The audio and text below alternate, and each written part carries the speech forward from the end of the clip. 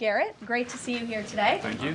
On Gaza, the president has spent basically his entire public career criticizing foreign entanglements, nation building, sending American troops to fight abroad, particularly in the Middle East.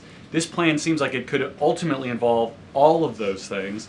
Can you explain this reversal and how building and owning Gaza squares with America First foreign policy? I would reject the premise of your question that this forces the United States to be entangled in conflicts abroad. The president has not committed to putting boots on the ground in Gaza. He has also said that the United States is not going to pay for the rebuilding of Gaza. His administration is going to work with our partners in the region to reconstruct this region. And let me just take a step back here, because this is an out-of-the-box idea. That's who President Trump is. That's why the American people elected him. And his goal is lasting peace in the Middle East for all people in the region.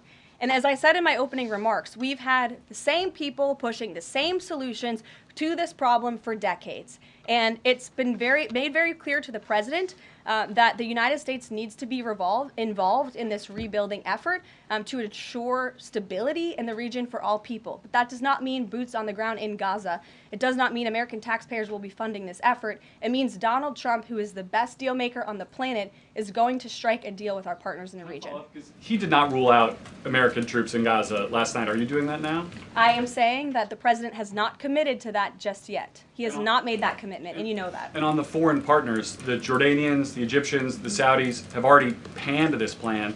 What foreign partners, if any, have expressed any interest in being part of it? Well, the president has said he's been socialing this idea for quite some time. He's been thinking about this. He said in his remarks last night, this was not a decision or an announcement that he takes lightly. And the president has already spoken to the President al-Sisi. In fact, that was his first foreign leader call. He's meeting with the King of Jordan, King Abdullah, next week. He spoke with the King of Bahrain. He spoke with the Crown Prince of Saudi Arabia. And he has made it very clear, he's been very vocal, that he expects our partners in the region, particularly Egypt and Jordan, to accept Palestinian refugees temporarily so that we can rebuild their home. I'd like to show you some images of Gaza that were taken.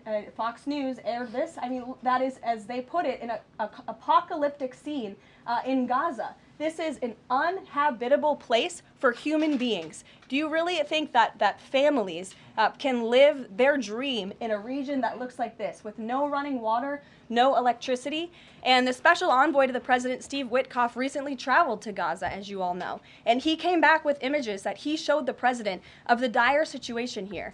And the president made this decision with a humanitarian heart for all people in the region. Peter. Thank you, Caroline. Are any officials